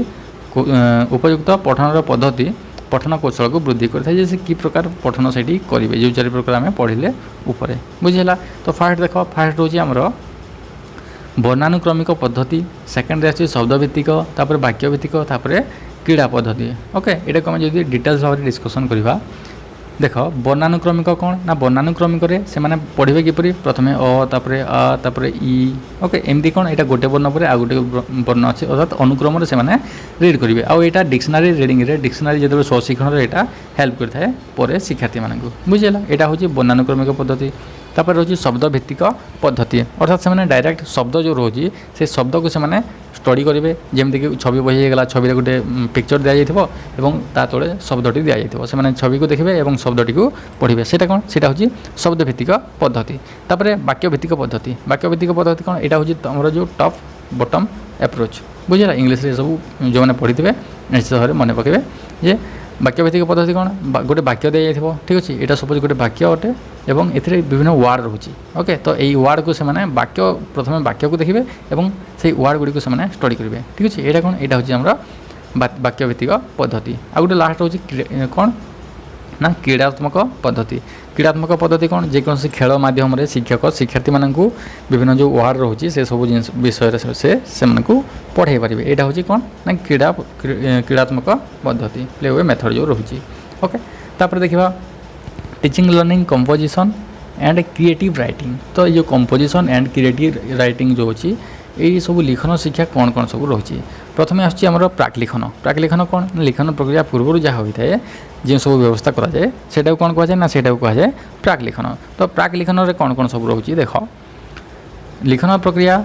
পাই হাত অঙ্গুলির সূক্ষ্ম মাংসপেশী নিশ্চিত ভাবে সে নিয়ন্ত্রণে কিপর রাখবে সেপাই শিক্ষক তালিম দেওয়া দরকার যে শিক্ষার্থী মান অঙ্গুলিকে সে কিপর নিয়ন্ত্রণ করবে না দেখ কাঠি সাহায্যে সরলরেখা বৃত করা ঠিক আছে বক্ররেখা এসব জিনিস করা দ্বারা কোণ হব না সে অঙ্গুলি চালনা তাঁর যে কোর্ডিনেসনটা ঠিক রহব এবং তাঁর নিয়ন্ত্রণ আসব কিপর সে তাঁর অঙ্গুলিকে ইউজ করবে ঠিক আছে আউ কোণ ড্রইং কাগজ সাহায্যে জ্যামিতিক চিত্র অঙ্কন করবে জ্যামিতিক চিত্র কোণ না এমনি ত্রিভুজ করবে অর্ধবৃত্ত করবে বৃত্ত করবে ঠিক আছে তো এমনি রেক্টাঙ্গেল করবে তো এসব কোণ এসব আমি যেত ওড়িয়া লেখুছে তো সে সবু ওড়িয়ারে কোণ এসব টাইপর সেপ থাকে না নাই সেইপাই এসব জিনিস উপরে সে আইডিয়া আসব এবং তাঁর অঙ্গুলির ব্যবহার অর্থাৎ সে কন্ট্রোল করে পারে তাঁর কোর্ডিনেসন ঠিক রহব যে অঙ্গুলিকে কিপর সে ইউজ করবে ওকে এইটা কোণ না এইটা হচ্ছে প্রাক লিখন ব্যবস্থা তাপরে লিখন ব্যবস্থা কোণ কোণ সব রয়েছে অক্ষর শব্দ বাক্য সমূহ কিপর সে লিখবে দৃষ্ট লিখন কোণ না সে দেখি দেখি লিখবে যেমিতিক কৌশি গোটে হস্তলিপি বা অনুচ্ছেদ শ্রুত লিখন কোণ শিক্ষক ডাকিবে এবং শিক্ষার্থী মানে সেটা শুনি শুনি লিখবে তাপরে প্রশ্নোত্তর লিখন শিক্ষক কিছু প্রশ্ন দেবে তাহার আনসার সে লিখবে শিক্ষার্থী মানে রচনা লিখন কোণ শিক্ষক গোটে টপিক দিয়ে দেবে গোটে প্রসঙ্গ দিয়ে দেবে এবং শিক্ষার্থী মানে নিজের মনর ভাবকু বা নিজের চিন্তাধারা সে প্রকাশ করবে এটা বহুত ইজি ওকে নেক্সট দেখ ব্যাকরণগত শুদ্ধি ভাষা লিখন ঠিক আছে এইটা বি গোটে রয়েছে যে ব্যাকরণগত কোণ না শিক্ষক কিছু গোটে দিয়ে যেমিতিকি সন্ধি থিব এবং শিক্ষক সে দিয়ে লিখিবা কিন্তু সেটি ব্যাকরণগত ত্রুটি শিক্ষার্থী মান যদি কোণী রয়েছে শিক্ষক তাকে করেকশন করবে তো এটা বি গোটে টাইপর লিখন তারপরে রয়েছে রচনাত্মক লিখন শিক্ষা তো রচনাত্মক লিখন শিক্ষা কোণ দেখ রচনাত্মক লিখন কৌশল শিক্ষা যে হচ্ছে এইটা দুই প্রকার রয়েছে কোণ কোণ দুই প্রকার গোটে হচ্ছে মুক্ত রচনা আর গোটে হচ্ছে সৃজনাত্মক লিখন রচনা ওকে মুক্ত রচনার কোণ হয়ে না শিক্ষার্থী মানে স্বাধীন ভাবে লিখি থাকে এবং সৃজনাত্মক রচনার কোণ হয়ে না এতে কিছু তথ্য সে দিয়া যায় যে সে কেউ টপিক উপরে লিখবে বুঝিগলা তো এই যে মুক্ত রচনা আছে এবং সৃজনাত্মক রচনা আছে এই দুইটা যাক মোস্ট ইম্পর্টাট যে প্রাইমারি স্কুল পিলামানক যে মুক্ত রচনার কোণ না সে কমপ্লিটলি লিখিপারে কৌশি গোটে জিনিস উপরে ডিটেলস ভাবে কিন্তু সে মুক্ত ভাবে যদি প্রাইমারি স্কুল পিলামানক দেদেবা তো সে কোণ নিজ কোণ কোণ লিখবে কোণ না সেসব জিনিস সে ডিটেলস ভাবে জাঁপারে না সেইপাই কোশ্চেন বহুত থর আসি থাকে যে প্রাইমারি ক্লাসে যে প্রাথমিক শ্রেণীরে শিক্ষার্থী মানুষ কেউ প্রকার কম্পোজিশন বা যে রচনা দেওয়া উচিত তো তার করেক্ট আনসার কোণ হব না নিয়ন্ত্রিত হিসাবে সে দেওয়া দরকার যে শিক্ষকর নিয়ন্ত্রণে সেইটা রহুবা দরকার নচেত সে বহুত গুড়িয়ে ভুল করেদেবে ঠিক আছে তো দেখা আগুক কণ ଅଛି প্রথম শ্রেণীর পিলাମାନଙ୍କ ପାଇଁ লিখন শিক্ষা অর্থপূর্ণ সরল শব্দ এবং বাক্য লিখনর আরম্ভ করা যায় ঠিক আছে তো প্রথম শ্রেণীর পিলাମାନଙ୍କୁ কোণ না সেটা মিনিংফুল হওয়া দরকার ইজি হওয়া দরকার এবং সেটা সেন্টেন্স রু স্টার্টিং করা যায় বুঝিগলা তো দ্বিতীয়ରୁ চতুর্থ শ্রেণীর পিলাମାନଙ୍କୁ কোণ না বিরাম চিহ্ন সে কিপরি ভাবে ইউজ করবে কোটি কেউ বিরাম চিহ্ন রহব ঠিক আছে সেসব জিনিস সে স্টডি করবে তারপরে অনুচ্ছেদ লিখবে প্রশ্নোত্তর লিখন ঠিক আছে কৌশি গোটে অনুচ্ছেদ দিয়া এবং সেই অনুচ্ছেদর সে কিপরি প্রশ্নর উত্তর গুড়িক নির্ণয় করবে সেটা সে শিখিবা দরকার অসম্পর্কিত শব্দকু নেই লিখন ঠিক আছে যে অলগা অলগা শব্দ থিব সেই শব্দকু কো রিলেট করিকি সে লিখবে গোটে অনুচ্ছেদ চিত্র দেখি গপ লিখন ঠিক আছে এমনি গোটে পিকচর দিয়ে দেবে শিক্ষক যে 1 রে রয়েছে এইটা ঠিক আছে 2 রে এইটা রয়েছে তারপরে 3 রে এইটা রয়েছে তো এই টাইপর 1 টু এন্ড পর্যন্ত দিয়ে দেবে এবং সেই পিকচরকু দেখি শিক্ষার্থী মানে নিজ হিসাবে নিজ ওয়ে সে গোটে গপ লিখবে তো এইটা কোণ এইটা বি হচ্ছে গোটে যে রচনা টাইপর গোটে লিখন সে লিখন দক্ষতার ডেভেলপমেন্ট হব দুইটি চিত্র দেখি তা বিষয়ে লিখিবা ঠিক আছে କ'ଣ ଯେମିତି ବଗ ଓ ମାଛ ଦେଇଦେଲେ ଓକେ ତ ସେମାନଙ୍କ ବିଷୟରେ କିଛି କିଛି ଲେଖିବା ପାଇଁ ଶିକ୍ଷକ ଶିକ୍ଷାର୍ଥୀମାନଙ୍କୁ କହିପାରନ୍ତି ଏବଂ ଶିକ୍ଷାର୍ଥୀମାନେ କ'ଣ ନା ସମସ୍ତଙ୍କର ଯେଉଁ ଥିଙ୍କିଂ ପାୱାର ରହିଛି ସେଇଟା ଡିଫରେଣ୍ଟ ରହିଥାଏ ଜଣଙ୍କର ଅନ୍ୟ ଜଣଙ୍କର ଠାରୁ ତ ସେଥିପାଇଁ ନିଜ ନିଜ ୱେରେ ସେମାନେ ଲେଖିବା ପାଇଁ ଚେଷ୍ଟା କରିବେ ତ ଦ୍ୱାରା କ'ଣ ହେବ ସେମାନଙ୍କର ଯେଉଁ ସୃଜନା ଶକ୍ତିର ବିକାଶ ମଧ୍ୟ ପସିବୁଲ୍ ହୋଇପାରିବ। ତାପରେ ନାମକରଣ ଦେଇ ଗଳ୍ପ ଲିଖନ ଠିକ୍ ଅଛି ଗୋଟେ ଗଳ୍ପର ନାମ ଦେଇଦେବେ ଏବଂ ସେଇ ନାମ ହିସାବରେ ଶିକ୍ଷକ ଶିକ୍ଷାର୍ଥୀମାନଙ୍କୁ ଗପ ଲେଖିବା ପାଇଁ କହିବେ। ସାଧାରଣତଃ ଏସବୁ ଜିନିଷ ଯେଉଁ ଅଛି ଏଇଟା ହାଇ କ୍ଲାସ୍ ଅର୍ଥାତ୍ କ୍ଲାସ୍ ଯେତେବେଳେ ସେମାନଙ୍କର ଇନକ୍ରିଜ୍ ହେଉଛି 4, 5, 6, 7 ଏଇ କ୍ଲାସ୍ ଗୁଡ଼ିକରେ ଏଇଟା ପସିବୁଲ୍ ଯେ ଇଜି ଗୋଟେ ନାମ ଦେଇଦେବେ ଏବଂ ଶିକ୍ଷାର୍ଥୀମାନେ ସେଟାକୁ ବେସ୍ କରିକି ଗପ ଲେଖିବେ ବୁଝିପାରିଲ। ତାପରେ ରହୁଛି ପତ୍ର ଲିଖନ ରଚନା ଲିଖନ ଗଲା ପତ୍ର ଲିଖନରେ କ'ଣ କ'ଣ ସବୁ ରହୁଛି ଏଇଟା ହେଉଛି ଦୁଇ ପ୍ରକାର ଗୋଟେ ରହୁଛି ଅନୌପଚାରିକ ଆଉ ଗୋଟେ ରହୁଛି ଔପଚାରିକ ଫର୍ମାଲ୍ ଆଉ ଇନଫର୍ମାଲ୍ ଯେଉଁ ରହୁଛି କହିଥାଉ ଆମେ ଠିକ୍ ଅଛି। ତ ଔପଚାରିକ କ'ଣ ଯାହା ସବୁ ଅଫିସରେ ୟୁଜ୍ ହୁଏ ସେଇଟା ଔପଚାରିକ ଆଉ ଘରୋଇ ପତ୍ର କ'ଣ ସେଇଟା ରହୁଛି ଅନୌପଚାରିକ ପତ୍ର ବା ଯେଉଁ ଲେଟର୍ ରାଇଟିଂ ଆମେ କହିଥାଉ। ଦତ୍ତ ରୂପରେଖକୁ ନେଇ ଗଳ୍ପ ଲିଖନ କିଛି ଗଳ୍ପ ଅଳ୍ପ ଲେଖାରେ ଦେଇଦେବେ ଏବଂ କମ୍ପ୍ଲିଟ୍ ଲେଖିବା ପାଇଁ କହିବେ। ସ୍ୱାଧୀନ ଲିଖନ ଫ୍ରି ରାଇଟିଂ ଯାହାକୁ ଆମେ କହିଥାଉ। ବସ୍ତୁତଃ ଗଳ୍ପ ଲିଖନ ପ୍ରଥମ ଧାଡ଼ି ଲେଖା ହୋଇଥାଏ ତାପରେ କ'ଣ ହେବ ପିଲାମାନେ ନିଜେ ଲେଖିବେ ଠିକ୍ ଅଛି। ଏଇଟା କ'ଣ ଏଇଟା ହେଉଛି ଯେଉଁ ଫ୍ରି ରାଇଟିଂ ବୋଲି ଆମେ ମଧ୍ୟ ଏଟାକୁ ନେଇପାରିବା। ତାପରେ ସୃଜନାତ୍ମକ ଲିଖନ କ'ଣ କ୍ରିଏଟିଭ୍ ରାଇଟିଂ କ'ଣ ଓକେ ତ ଆମେ ପଢ଼ିଲେ ଯେ କମ୍ପୋଜିସନ୍ ରାଇଟିଂ ତାପରେ ବର୍ତ୍ତମାନ ଆସିଲା କ'ଣ ନା ସୃଜନାତ୍ମକ ଲିଖନ ହେବା ଯେଉଁ କ୍ରିଏଟିଭ୍ ରାଇଟିଂ। ତ କ୍ରିଏଟିଭ୍ ରାଇଟିଂ କ'ଣ ସାଧାରଣ ଭାବେ ଲିଖନକୁ ବୁଝୁ ମାତ୍ର ଲିଖନ ଯେତେବେଳେ ନୂଆ ଚିନ୍ତାଧାରାରେ ପ୍ରକାଶିତ ହୁଏ ବୁଝିହେଲା ଯେତେବେଳେ ଲିଖନ ନୂଆ ଚିନ୍ତାଧାରାରେ ପ୍ରକାଶିତ ହୁଏ ତାହାକୁ ଆମେ କ'ଣ କହିଥାଉ ସୃଜନାତ୍ମକ ଲିଖନ ବୋଲି କହିଥାଉ ବୁଝିହେଲା। ସେଇଟା ଟିକେ ଡିଫରେଣ୍ଟ ଥାଏ ଯେଉଁ ସାଧାରଣ ଲେଖାଠାରୁ। ଏହି ପ୍ରକାର ଲିଖନ ଦ୍ୱାରା ପିଲା ଭିତରେ ଥିବା ସୃଜନାତ୍ମକ ଚିନ୍ତାଧାରାର ସନ୍ଧାନ ମିଳିଥାଏ ଓକେ। ସୃଜନାତ୍ମକ ଚିନ୍ତାଧାରା ସହିତ ଚିନ୍ତା ଶକ୍ତି କଳ୍ପନା ଶକ୍ତି ଏହାକୁ ଉପଯୋଗ କରିବାକୁ ପଡ଼ିଥାଏ। ସେଥିପାଇଁ କେତେକଙ୍କ ମତରେ ଶିଶୁର ପରିପକ୍ୱତା ଆସିବା ପରେ ସୃଜନାତ୍ମକ ଲିଖନ ଉପରେ ଗୁରୁତ୍ୱ ଦେବା ଉଚିତ। ଯେତେବେଳେ ତା'ର ପରିପକ୍ୱତା ଆସୁଛି ସେଇଟା ଜଣାପଡ଼ିଥାଏ ଜଣେ ଟିଚର ସେଟାକୁ ନିଶ୍ଚିତ ଭାବରେ ଚିହ୍ନଟ କରିପାରିବେ ଏବଂ ସେଇ ଟାଇମ୍ରେ ହିଁ ତା'ର ଯେଉଁ ଏକ୍ସଟ୍ରା କ୍ୱାଲିଟି ରହିଛି ତାକୁ ଶିକ୍ଷକ କିପରି ଡେଭଲପ୍ କରିବେ ଠିକ୍ ଅଛି ସେଥିପ୍ରତି ଶିକ୍ଷକ ଗୁରୁତ୍ୱ ଦେବା ଉଚିତ। ଯଦି ସେ ଠିକ୍ ଭାବରେ ଭଲ ଭଲ ଗପ ଲେଖିପାରୁଛି ତ ସେ ଉପରେ ଶିକ୍ଷକ ଗୁରୁତ୍ୱ ଦେବେ। ଯଦି କିଏ ଠିକ୍ରେ କବିତା ଲେଖୁଛି ସେ ଉପରେ ଗୁରୁତ୍ୱ ଦେବେ ଠିକ୍ ଅଛି। ତା'ର ଯେଉଁ ଏକ୍ସଟ୍ରା କ୍ୱାଲିଟି ଅଛି ଯେଉଁ କ୍ରିଏଟିଭ୍ ଆଇଡ଼ିଆ ଅଛି ସେଟାକୁ ସେ କିପରି ଡେଭଲପ୍ କରିପାରିବେ ଜଣେ ଶିକ୍ଷକ ସେଥିପ୍ରତି ଗୁରୁତ୍ୱ ଦେବା ଦରକାର ବୁଝିହେଲା। ତାପରେ କିଛିଟା ଦେଖ ପ୍ରସ୍ତାବିତ କାର୍ଯ୍ୟ ଦିଆଯାଇଛି କି କିପରି ଜଣେ ଶିକ୍ଷକ ସୃଜନାତ୍ମକ ଲିଖନ ପାଇଁ କ'ଣ କ'ଣ ସବୁ କାର୍ଯ୍ୟ କରିବେ। ଯେ ସୃଜନାତ୍ମକ ଲିଖନ କହିଲେ ଆମେ ସାଧାରଣତଃ ଲିଖନକୁ ବୁଝିନଥାଉ ନୂଆ ଚିନ୍ତାଧାରା ସେଥିରେ ରହିଥିବା ଦରକାର ଓକେ। ତ ଏହାଦ୍ୱାରା କ'ଣ ହୁଏ ନା ସନ୍ଧାନ ମିଳିଥାଏ ଏଇଟା ଆମେ ଅଲରେଡ଼ି ଡିସ୍କସନ୍ କରିସାରିଛେ। ତ ଯେଉଁ ପ୍ରସ୍ତାବିତ କାର୍ଯ୍ୟ ହିସାବରେ ଯଦି ଆମେ ଦେଖିବା ତ କ'ଣ କ'ଣ ରହୁଛି ଶବ୍ଦକୁ ଅନୁଚ୍ଛେଦ ଲେଖିବା ସେ କିଛିଟା ଶବ୍ଦ ଦେଇଦେବେ ଏବଂ ସେହି ଶବ୍ଦକୁ ନେଇକି ଶିକ୍ଷାର୍ଥୀମାନେ କିପରି ଅନୁଚ୍ଛେଦ ଲେଖିବେ ନିଜର ମାଇଣ୍ଡକୁ ୟୁଜ୍ କରିବେ ଅର୍ଥାତ୍ ସେମାନେ କ'ଣ ତାଙ୍କର ଥିଙ୍କିଂ ଏବିଲିଟି ଡେଭଲପ୍ ହେବ ବୁଝିଲ। ତାପରେ ଚିତ୍ର ଦେଖି ଗଳ୍ପ କହିବା ଯେଉଁଟା ଆମେ ଟିକେ ଆଗରୁ ଡିସ୍କସନ୍ କଲେ ଯେ ପିକ୍ଚର ଦେଇଦେବେ କିଛିଟା ପିକ୍ଚର ଦେଇଦେବେ ଠିକ୍ ଅଛି। ଆଉ ସେଇ ପିକ୍ଚରକୁ 1, 2 ଦେଇଦେବେ ଏବଂ କାହା ପରେ କ'ଣ ହେଉଛି ସେଇଟାକୁ ଦେଖିକି ଗୋଟେ ଗଳ୍ପ ଲେଖିବା ପାଇଁ ଶିକ୍ଷକ ଶିକ୍ଷାର୍ଥୀମାନଙ୍କୁ କହିବେ ଯଦ୍ୱାରା ସେମାନଙ୍କର କ'ଣ ନା କ୍ରିଏଟିଭିଟିକୁ ସେମାନେ ୟୁଜ୍ କରିପାରିବେ। ଅଧା ଚିତ୍ର ଦେଖି ଗଳ୍ପ ଲେଖିବା ନାମକରଣ ଉପରେ ଗୁରୁତ୍ୱ ଠିକ୍ ଅଛି ଯେ ଗୋଟେ ଗଳ୍ପ ଦେଇଦେବେ ଏବଂ ସେଇଟାକୁ କି ନାମ ଦେଲେ ସେଇଟା ସୁଟ୍ କରୁଛି ସେଇଟା ମଧ୍ୟ ଶିକ୍ଷାର୍ଥୀମାନେ ଜାଣିବେ। ସେଇଟା 9th 10thରେ ଯେଉଁ ରହିଥାଏ ନୋଟ୍ ମେକିଂରେ ମଧ୍ୟ ରହିଥାଏ ଠିକ୍ ଅଛି। ତାପରେ ସମରାଇଜିଂରେ ମଧ୍ୟ ରହିଥାଏ ଯେ ସେଥିରେ ଖାସ୍ କରିକି 1ରୁ 2 ମାର୍କ ରହିଥାଏ ତା'ର ନାମକରଣରେ ହଁ ନା ନାହିଁ ଗୋଟେ ଟପିକ୍ ଦେଇଥିବ ସେଟାକୁ ଆମେ ସମରାଇଜ୍ କରିବା ତାପରେ ସେଟାକୁ ଆମେ ନାମ ମଧ୍ୟ ଦେବା। ନୋଟ୍ ମେକିଂରେ ବି ସେ ଟାଇପ୍ର ଗୋଟେ ଥାଏ ତ ସେଇଟା ହେଉଛି ନାମକରଣର ଲିଖନ ସେଇଟା ହେଉଛି କ୍ରିଏଟିଭ୍ ରାଇଟିଂରେ ଆମେ ତାକୁ ଇନକ୍ଲୁଡ଼ କରିଥାଉ। ନେକ୍ସଟ ଦେଖ ସୃଜନାତ୍ମକ ଲିଖନ ଦକ୍ଷତାର ବିକାଶ ପାଇଁ ଶିକ୍ଷକଙ୍କର ଦାୟିତ୍ୱ କ'ଣ କ'ଣ ସବୁ ରହିବ ଯେ ଶିକ୍ଷକ କ'ଣ କ'ଣ କରିବେ କ୍ରିଏଟିଭ୍ ରାଇଟିଂ ପାଇଁ ଯେ ଗୋଟେ ଲିଖନ ପାଇଁ ଅନୁକୂଳ ପରିବେଶ ସୃଷ୍ଟି କରିବେ ଠିକ୍ ଅଛି ଯେଉଁଠି ଶିକ୍ଷାର୍ଥୀମାନେ ନିଜର ମନର ଭାବକୁ ଠିକ୍ ଭାବରେ ପ୍ରକାଶ କରିପାରିବେ ଏବଂ ସେମାନଙ୍କର କ୍ରିଏଟିଭିଟିର ଇନକ୍ରିଜ୍ ହେବ। ତାପରେ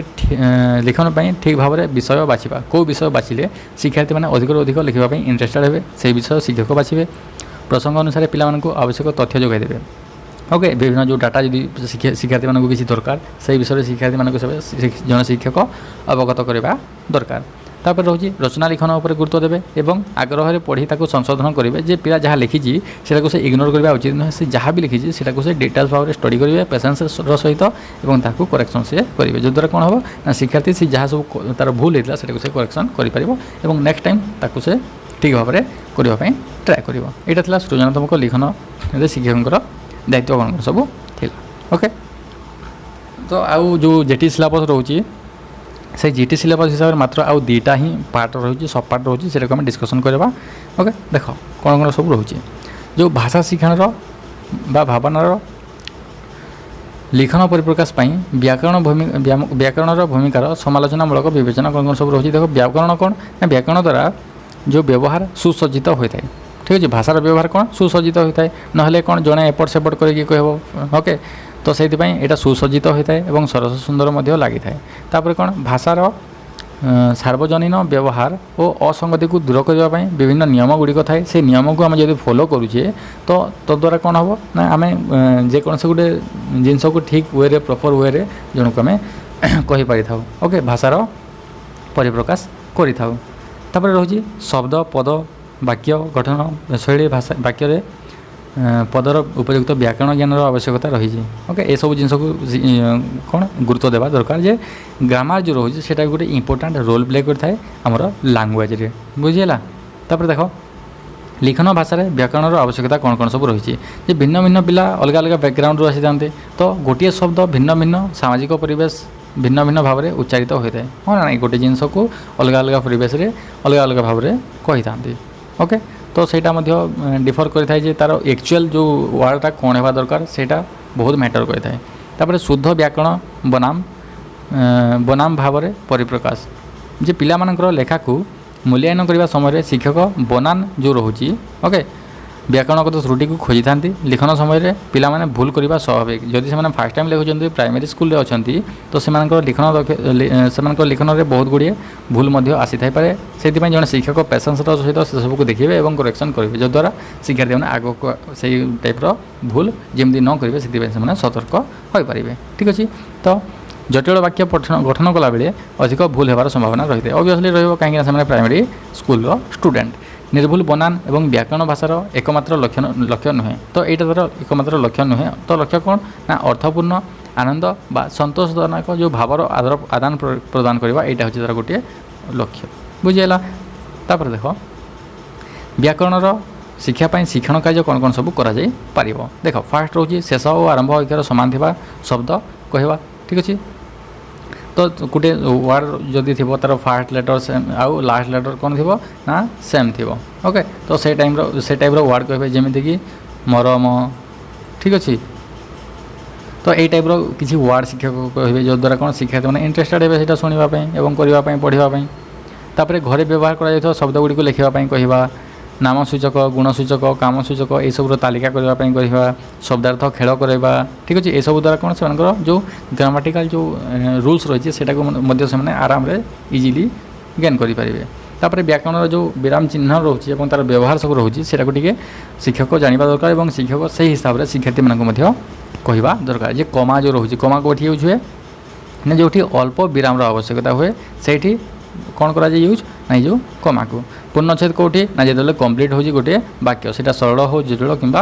यौगिक वाक्य हो शेष में यहाँ दि जाए। प्रश्न सूचक कौटा ना प्रश्नात्मक वाक्यर व्यवहार शेष में यहाँ दि जाए यहाँ इजी। तापर विषम सूचक कौन जो आश्चर्यर भाव को सूचाई था कौन विषम सूचक जो चिन्ह रही है। तापर रही है डैश हाइपेन। ठीक है डैश कौटी यूज करा जाए ना कौन से गोटे अनुच्छेद शिरोनामा और उद्धृतांश पूर्वर यहाँ को यूज करा जाए। हाइपेन कौटी यूज करा जाए ना चिन्हटार छोट बा लिखा समय धाड़ी खंडिया होगले आम लास्ट जो ये धाड़ी खंडिया होगले ये देखिए ये आउ गोटे तार जो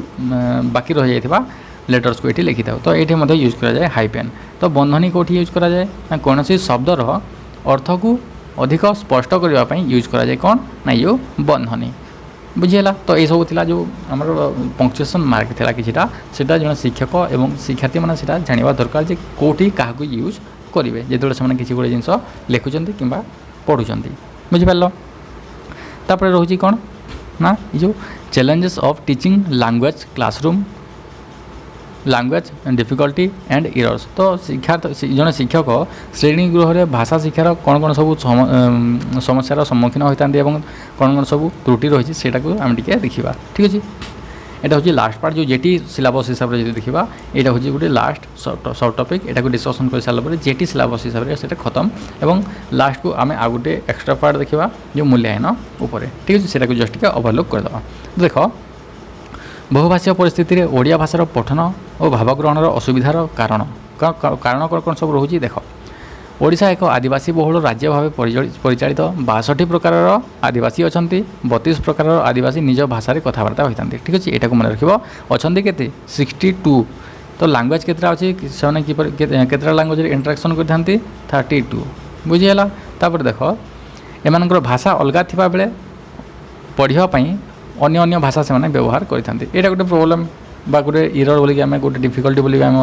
नहीं पारिबा। ठीक अच्छे किंतु जड़े शिक्षक ये जो बहुभाषी अंचल आसुता शिक्षार्थी मैंने से कौन गोटे चैलेंज हिसाब से ने और गोटे टूल्स हिसाब से यूज करेंगे। बहुभाषी क्षेत्र में ओडिया भाषा एक समस्या कारण शिक्षार्थी ओडिया भाषार विभिन्न शब्द गुड़िक शुद्ध भाव में उच्चारण करें ना जेहेतु से अलग बैकग्राउंड को बिलंग्स करी से कुई लैंग्वेज कहूँ जदि से सौरा लैंग्वेज कहूँ जदि से सम्बलपुरी लैंग्वेज कहूँ तो से ताकू निश्चित भाव में किसी ऑड फिल हो पाए जे से ओडिया को ठीक भाव में उच्चारण करें ना तो यहाँ गोटे समस्या हिसाब से आम नहीं पारिबा। ठीक अच्छे तो तापर देख पिलांक भाषा और शिक्षक भाषा मध्य सृष्टि होता समस्या ओके शिक्षक भाषा अलग एवं पिलामानकर भाषा अलग से गोटे समस्या सृष्टि हो पाए जमीक कि कौन हो ना शिक्षक भाषा भिन्न भिन्न कहीं गोटे अलग डिस्ट्रिक्ट रू अलग गोटे डिस्ट्रिक्ट जब जड़े शिक्षक आसती पिला कथा बुझीपार ना तो निश्चित भाव में से पिला मुक्त भाव में कथबार्ता करेंगे ना से कौन शिखेबे सेटा भी गोटे प्रोब्लेम होता है। तापर यह द्वारा शिक्षक और शिक्षार्थी मध्य बुझामणार दूरत्व वृद्धि अनेक समय शिक्षक पढ़ाइबा आदिवासी पिला माने ठीक बुझी पारती ना शिक्षक पढ़ाई पारे जदि पिला भाषा को शिक्षक बुझी पारना तो पिला से निज भाषा ओडिया भाषा कहले कौन शिक्षार्थी मैंने बुझीपारे तो से आग्रह कमिज एवं शिक्षण बाधाप्राप्त हो से आग्रह प्रकाश करती ना ड्रप आउट जो लेवल से बढ़ी जाए बुझीगला। तापर देख बहुभाषा समस्या दूरीकरण शिक्षक गुरुत्व बा दायित्व कौन कौन सब रोचे देख फास्ट रोचे जे जो विद्यालय भाषा कौन बहुभाषीय होगा दरकार पाठ्यकोशला अनुसार से बहुभाषीय होगा दरकार एवं से जो संस्कृति पृष्ठभूमि से समस्या मनोभाव आग्रह आदि सहित से जड़ित होगा दरकार जद्वारा शिक्षार्थी मैंने पढ़ाई आग्रही हे जे से निजर कल्चर निजर जो पृष्ठभूमि रोचे समस्या रोचे से विषय से पढ़ुं इंटरेस्ट निश्चित भाव में हे। देख पिला व्यवहार करुवा घर को घर भाषा को सम्मान देवा से जो लैंग्वेज यूज कर सम्मान देवे एवं ओडिया भाषा से शिखेबे। तापर ओडिया लिपि माध्यम लिखन शिखेबा उचित तार पिलार घर भाषा से जहाँ कहूँ जो टीचिंग मीडियमटा कौन तांकर घर भाषा होगा दरकार एवं तो द्वारा से माने ओडिया लिपि माध्यम शिखि पारिबे। ओके तापर भाषा शिक्षा बहुभाषी होगा उचित। ठीक अच्छे मल्टीलिंगुअल होगा दरकार बहुभाषी परिस्थिति और परिस्थिति मध्यरु प्रथमरू ही पिला माने बहुभाषीय शिक्षा ग्रहण करेंगे स्टार्टिंग जदि से डाइवर्स बैकग्राउंड रू बिलंग्स कर विभिन्न पिला रोचंती तो से स्टार्टिंग से शिखे। तापर आंचलिक गीत गप ढगढमाड़ी यह शिक्षक गुरुत्व देवा उचित। तापर रोचे सहयोगी शिक्षण अवतरण। ठीक अच्छे सहयोगी शिक्षण जो पिला माने मध्य ग्रुप करा से ग्रुप लर्निंग से करेंगे जड़े आ जन शिखब। ठीक अच्छे ये टाइप जो सहयोगी शिक्षण शिक्षक करेंगे। तापर वर्णाशुद्धि जो रोचे तार प्रतिकार व्यवस्था करेंगे जड़े शिक्षक। ठीक अच्छे तो से लिखन दक्षता विकास हम आ कौन रोचे ना देख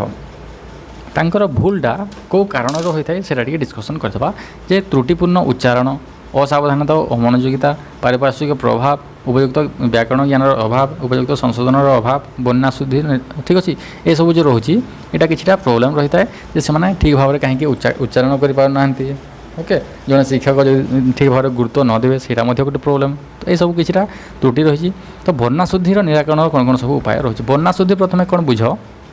जे वर्ण जो अशुद्धि होता है ସେଇଟା हूँ वर्णाशुद्धि। ठीक अच्छे जमीक कौन से गोटे वार्ड सपोज गोटे शिक्षार्थी लिखुची तो से टाइम कौन हो ना जमी आम एग्जाम्पल हिसाब से नहीं पार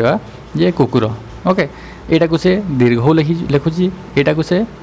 हर्षौ आउ यहाँ को से र लिखुची तो ये कौन हो ना वर्ण अशुद्धि होची जे ये हर्षौ होगा दरकार किंतु से कौन कर दीर्घ को कर। ठीक है हर्ष करने कथा दीर्घ को कर तो ये तार वर्णाशुद्धि होची वर्ण अशुद्धि वर्णाशुद्धि। ठीक अच्छे यहाँ गोटे नेगेटिव वर्ड तो सेटा को निराकरण आम करवा दरकार। ठीक अच्छे जड़े टीचर ताकू निराकरण किपर करें देख प्रथम रोचे श्रुत लिखन। श्रुत लिखन कौन ना ए शिक्षक डाकिबे और शिक्षार्थी मैंने लिखे। तो शिक्षक से ठीक भाव प्रोनाउंस कर शिक्षार्थी मैंने लिखुंट। तो ये शिक्षक जिते प्रोनाउंस कर लिखुंट आउ लिखि सारापर शिक्षक से करेक्शन करेंगे जद्वारा से बन्ना शुद्धि निराकरण इजिली हो पार। तापर रोचे दृष्ट लिखन। दृष्ट लिखन में कौन हुए ना जमीक हस्ताक्षर लिखन में कौन पिलाटी देखी देखी लिखि थाए और से अभ्यासटा तार ऑटोमेटिकली कौन करता ना तार बन्ना शुद्धि को सेटा निराकरण कर दे थाए। आउ बनान निराकरण चार्ट कौन ना सपोज शिक्षक गोटे टॉपिक पढ़ाइले कि दुईटा तीन टॉपिक पढ़ाऊँ तापर जो वार्ड गुड़ाक बनान शिक्षार्थी मैंने भूल करेंगे जो एक्सपेक्टेड जो वार्ड गुड़िक रोचे से वार्ड को लेकिन गोटे चार्ट तैयारी करेंगे शिक्षक ठीक अच्छे और से चार्ट प्रदर्शन करेंगे शिक्षार्थी मान सामने। तो तद्वारा शिक्षार्थी मैंने देखी से अभ्यास कर तार निराकरण करेंगे। तापर रोचे शब्द बही और अभिधान व्यवहार से सठिक भाव में थी दरकार और यूज करके बन्ना शुद्धि निराकरण कर। आउ कौन ना आउ रोचे लिखन में विराम चिन्हर व्यवहार जो कौटी विराम चिन्ह रोचे कमा होगला पूर्णच्छेद होगला ठीक सब ये सब जो रोचे किपर भाव में ठीक भाव में यूज करेंगे से शिक्षक अवेयर हवा दरकार और शिक्षार्थी मानक करवा दरकार बुझीगला। तो यही जो दुईटा यूनिट थिला एटा बहुत ही इंपोर्टेंट थिला कोथिपाई ना जेटी पाई ठीक अच्छे। जो जूनियर टीचर रोचे जेटी सिलेबस हिसाब से दुईटा ही थिला मु फास्ट भी सिलेबस तार ऑलरेडी देखे सारी एटा बहुत ही इंपोर्टेंट ठीक अच्छे। तो ये जो केते टाइम है देख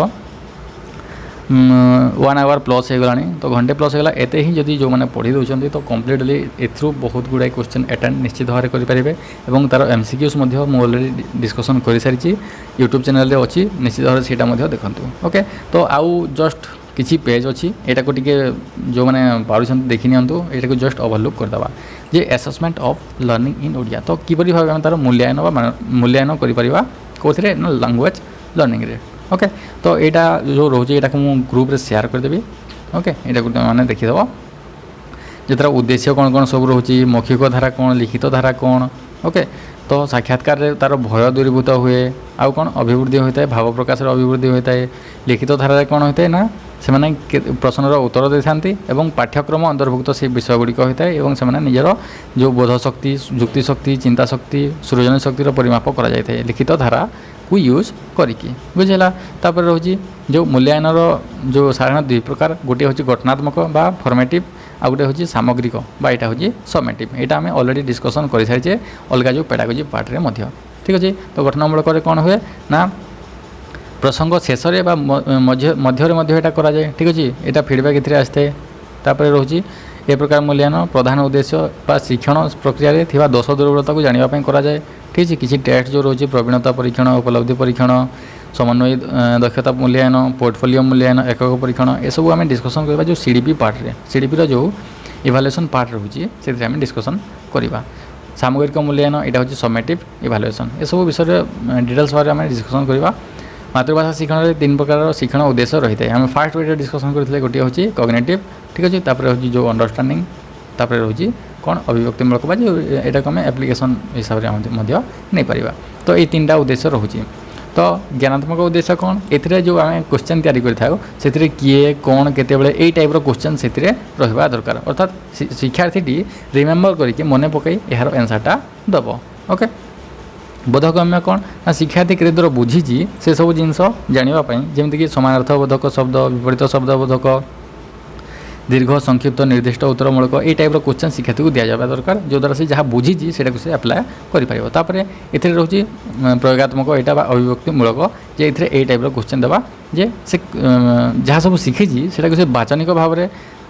यूज करना से जानापी यहाँ कराए। रोचे विभिन्न प्रकार प्रश्नपत्र प्रस्तुति आम समस्त जानी विभिन्न प्रकार प्रश्नपत्र प्रस्तुति कौन कौन सब रही यहाँ रोचे जो दीर्घ उत्तरमूलक संक्षिप्त उत्तरमूलक निर्दिष्ट उत्तरमूलक ओके। ये सब तो जिन समस्ते ऑलरेडी जानी तापर पठन मूल्यांकन किपरि कराए लिखन मूल्यांकन किपरि कराए यहाँ डिटेल्स भाव में अच्छी जो मैंने पढ़ा को चाहूँ ये सब मुझे शेयर करदेवी यहाँ को देखी नब ठीक अच्छे। आ वस्तुनिष्ठ प्रश्नोत्तर दीर्घ उत्तरमूलक संक्षिप्त उत्तरमूलक ये सब समस्त जानी हाँ यहाँ गोटे इंपोर्टेंट जे रिमेडियल टीचिंग ओके। निदानात्मक शिक्षण जो रोचे यहाँ कौन भूल को सुधारवाई जो मूल्यांकन कराए जो शिक्षण कार्य कराए सेटा हूँ रिमेडियल टीचिंग बा निदानात्मक शिक्षण अटे। जदि से भूल करुँची तो से भूलटा किपरि सृष्टि होती शिक्षक जानवे और से हिसाब से नेक्स्ट ताकू जो टीचिंग प्रोसेसटा स्टार्ट करेंगे ओके। तापर आउ कौन योजना किपरि करेंगे योजना किपरि करेंगे देख फास्ट तो उद्देश्य हासिल होती ना नहीं सेटा जानवे उदाहरण देवा तापर विभिन्न उदाहरण दे आउ बेटर करने ट्राए करेंगे तापर आवश्यक स्थले पाखक जावा सहित सहायक देवा आवश्यक आउ बुझीपारा भाई शब्द भाषार व्यवहार करेंगे ये सब जिन करके जड़े रिमेडियल टीचिंग व्यवस्था करेंगे ठीक अच्छे यहाँ जो अच्छी यहाँ पेपर 2 इम्पोर्टाट जो शारदा दास लिखित किसी बुक रही चंडीपुराण लक्ष्मीनारायण बचनिका महाभारत विलंका रामायण तापर रही जगन्नाथ दास किसी बुक रही नोट डाउन कर ठीक अच्छे यहाँ पेपर 2 जो मैंने देवाक जाती से डायरेक्ट क्वेश्चन आसो जो कवि बा लेखक मैंने अच्छा से कौन कौन सब रचना गुड़िक अच्छी ओके तो यहाँ था आज जो ओडिया ग्रामर पार्ट तो जदि आपको भल लगी निश्चित भाव में गोटे लाइक करेंगे आउ शेयर करने जमा भी भूलें जदि आप चैनल नुआ सब्सक्राइब करके रखुँ आउ जो जहाँ सब पार्ट रोचे जेटी तो मुझे सबू नहीं आसबि ठीक अच्छे तो आपण मैंने आम चैनल सहित जोड़ी होकर निश्चित भाव में रुहतु तो आज पुणी देखा गोटे नुआ भिडियो नुआ कनसेप्ट सहित थैंक यू।